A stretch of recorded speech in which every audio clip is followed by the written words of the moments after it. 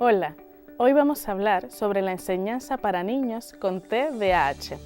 El trastorno por déficit de atención e hiperactividad es un trastorno neurobiológico que se caracteriza por la falta de atención, la hiperactividad e impulsividad. Se podrá hablar de trastorno de déficit de atención e hiperactividad cuando los síntomas antes descritos se presenten en mayor frecuencia y con mayor intensidad que otros niños y adolescentes de su edad. La presencia de estos síntomas o comportamientos derivados de los mismos suele afectarle en su entorno escolar, familiar y social. Calculamos que entre el 3 y el 7% de los menores lo padecen. Veamos con detenimiento las características que presentan los niños con TDAH. Suelen tener una falta de atención. Puede presentarse en forma de despistes, inatención, aspectos del entorno como escolar, familiar, social, parecen no escuchar, en las conversaciones cambian de un tema a otro con frecuencia, son incapaces de seguir las reglas de un juego o las normas o instrucciones de una actividad determinada. Las tareas que requieren un proceso cognitivo, ya sean tareas escolares o domésticas, les suelen dar dificultad, debido a que son desorganizados en sus ideas, les cuesta concentrarse y se distraen con frecuencia. Tienen que hacer un gran esfuerzo para terminar las tareas, lo que les produce una actitud negativa hacia las mismas. Presentan una hiperactividad o inquietud motriz, es decir, les cuesta mucho estar tranquilos realizando una actividad, aunque sea relajada o de ocio. Se mueven y hablan mucho, lo que les produce problemas de conducta y de aprendizaje en la escuela. Otra característica es la impulsividad. Son niños impacientes y les cuesta esperar su turno, por lo que responden o actúan de forma impulsiva.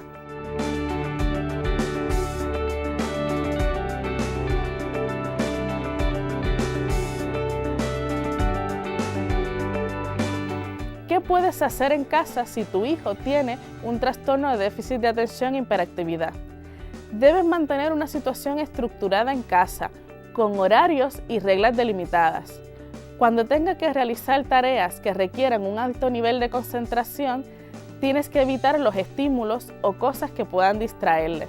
Para eso, es importante que tenga una zona para realizar las tareas escolares que sea silenciosa y tranquila.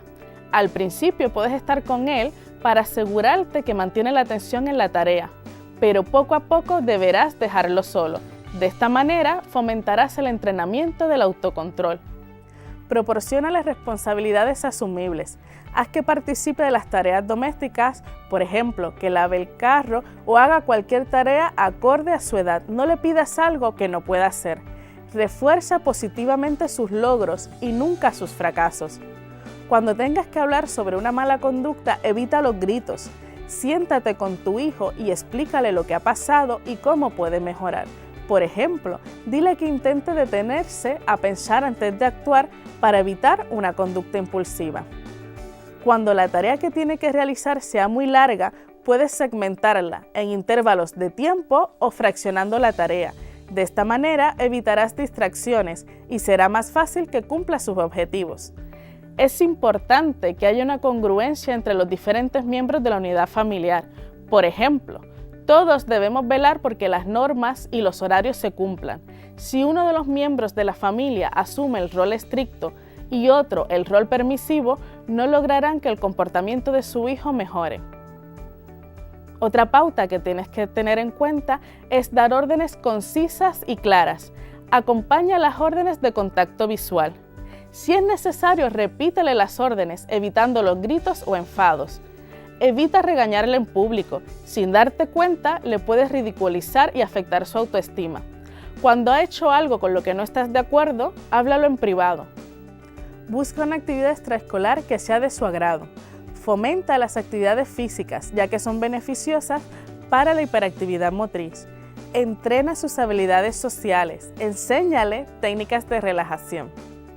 Aunque hemos presentado algunas pautas para trabajar el trastorno de déficit de atención e hiperactividad desde el hogar, es importante señalar que para el manejo adecuado del mismo y mejores resultados en nuestros hijos, es importante trabajar en conjunto desde el hogar, la escuela y la psicología.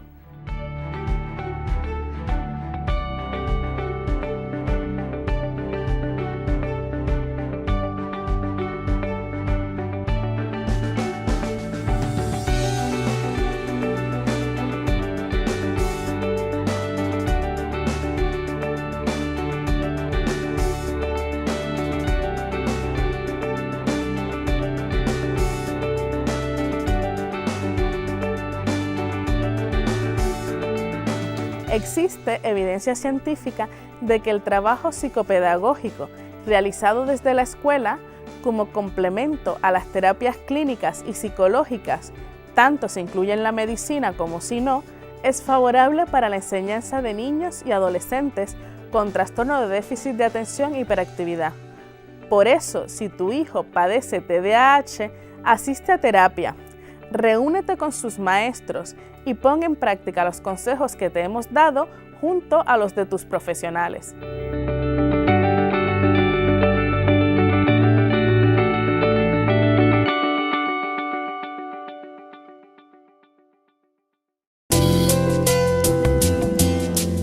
Hola, soy Marta Lucina Hernández, creadora de Pedagogía Sana. Una de las mayores dificultades que presenta un niño que tiene problemas de atención es poder sostener la atención frente a lo que escucha. Por decir algo, cuando su padre le imparte una instrucción, cuando está en el salón de clases, cuando está escuchando una conversación, inclusive cuando está jugando con sus amiguitos. Esta atención está relacionada con la atención sostenida y específicamente con el aspecto de retención audioverbal. ¿Qué pasa en este caso? El niño se pierde, se le dificulta retener lo que está oyendo y llevar la secuencia de lo que está escuchando. Entonces, es importante que nosotros hagamos conciencia, como siempre digo en mis videos, existen otros tipos de atención que los explico en mi video 2 ejercicios para niños con déficit de atención, que los invito a que ustedes lo escuchen, a que apliquen los ejercicios que están impartidos ahí, pero hoy específicamente voy a enfocarme en la atención auditiva y específicamente en todo lo que tiene que ver con el aspecto de retención audioverbal. Entonces, recuerden que también lo he dicho en mis videos, la atención está relacionada con la motivación. Un niño que esté motivado va a poder enfocar mejor su atención y sostener mejor su atención. Un niño que no esté motivado se le va a dificultar más este aspecto. A continuación, les voy a ofrecer 10 ejercicios que van a ayudar en este tipo de atención. Recuerden, siempre los digo en mis videos, nuestros niños son maravillosos. Nunca en la vida quedarnos solamente en el contexto de la carencia. Ellos son niños que tienen un brillo muy, pero muy hermoso. Son niños muy inteligentes, muy sabios, muy potentes. Entonces es muy importante que ellos se reconozcan siempre desde su contexto positivo. Y para eso tenemos que vincularnos con ellos desde el amor. Entonces, para esto, recuerden que todos los ejercicios que yo propongo en mis videos, todas las actividades, es importante que ellos cuenten, primero que todo, con mucha motivación, que haya un adulto presente que sea el primero que quiera jugar con ellos, que se involucre, que ponga mucho ánimo, que ponga mucho interés, mucho entusiasmo y que sobre todo ofrezca un espacio muy lúdico para que, por supuesto, ellos puedan vivir estas actividades desde una condición fascinante. Así que el primer ejercicio que les propongo es el ejercicio que se llama palabras y palabritas. Entonces consiste en lo siguiente: ustedes van a leerle un párrafo de un texto al niño, puede ser de una historia, un cuento, lo que ustedes pues escojan previamente, y luego van a escribir en 10 fichas o papeles 5 palabras que estén dichas en ese párrafo y 5 palabras que no estén en el párrafo. Luego van a coger esas palabras y se las van a esconder. Recuerden que para ellos es muy motivante todo lo que esté relacionado con el juego, ¿no? Se las van a esconder en algún lugar de la casa y el niño debe buscarlas y clasificarlas. Entonces en ese momento él retuvo en ese momento lo que fue leído y él tiene que clasificar las palabras que estaban dichas en el párrafo y las que no estaban dichas en el párrafo. El segundo juego lo llamo el mago de la memoria. De acuerdo al nivel atencional del niño, le vas a mencionar una secuencia de mínimo 5 objetos. Por ejemplo, tren, león, cama, libro y árbol. Él debe memorizar las palabras en el mismo orden en que se le dijeron. Posteriormente, tú le vas a decir, mi amor, las vas a dibujar en ese mismo orden. A medida que lo logra, se le debe aumentar el número de palabras a memorizar y dibujar. El siguiente juego se llama Aplaude la palabra.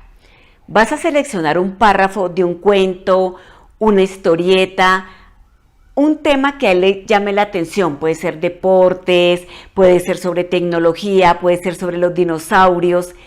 Y tú le vas a decir, bueno, mi amor, voy a leerte 10 palabras y tú vas a memorizarlas. Estas palabras están contenidas en un párrafo que ahora, más adelante, te voy a leer.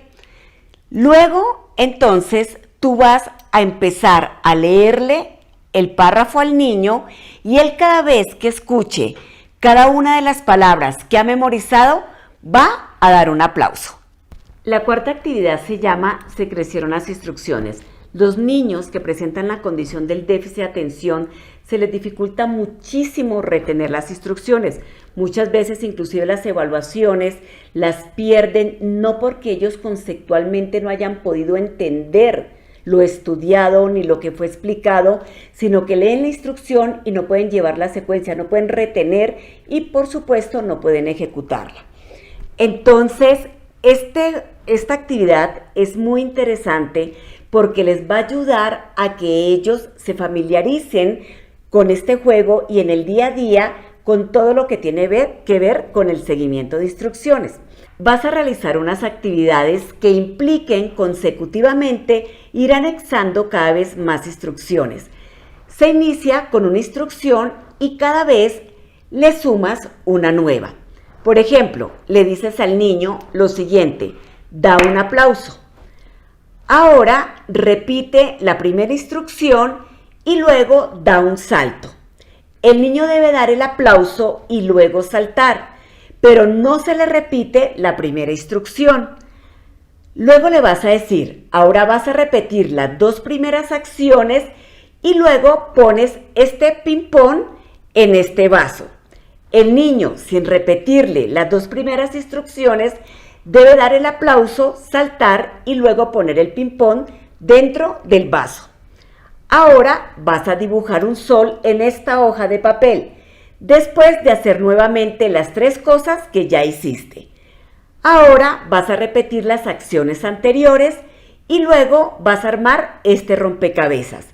Después van ampliando cada vez más el número de instrucciones. La idea es que el niño pueda memorizar cada vez más instrucciones, pero recuerden que el objetivo siempre es la motivación y que en ningún momento él vaya a sentir fatiga. El siguiente ejercicio lo llamo el cuento loco. Entonces van a escoger un cuento, una historia, un escrito, preferiblemente conocido por el niño, y te lo vas a leer. Tú le vas a advertir que en algún momento vas a decir algo que no es coherente. El niño debe estar pendiente de señalar dicha incoherencia. Por ejemplo, si han escogido el cuento de Blancanieves, en el momento en que estén hablando de los enanitos, tú le vas a leer así. Los enanitos viven en Nueva York y toman un cohete para ir a la mina a trabajar. En ese momento, si el niño ha prestado atención y ha sostenido la atención, te va a decir, no, eso no es así, ¿cómo así que los enanitos cogieron un cohete? Recuerden que cuando ellos están en el salón de clases, y no solamente, sino en una conversación cotidiana, ellos pierden el hilo de la atención. Entonces es importante que ustedes les hagan consciente que este tipo de ejercicios es para que ellos puedan sostener la atención y caer en cuenta cuando han perdido el hilo de esa atención. Sexta actividad, la historia sin fin.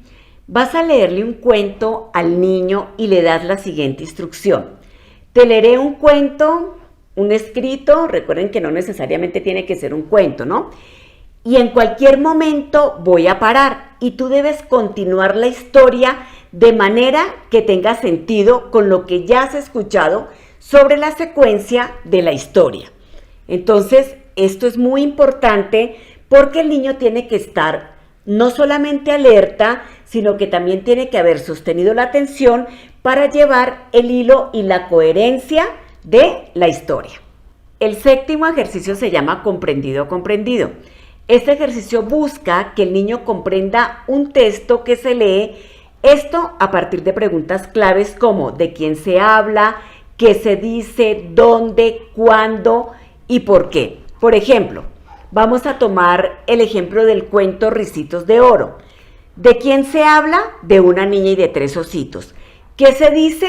Que la niña se perdió y entró a la casa de los ositos, allí se tomó la sopa y durmió en una de sus camas. ¿Dónde? En una casa, en el bosque.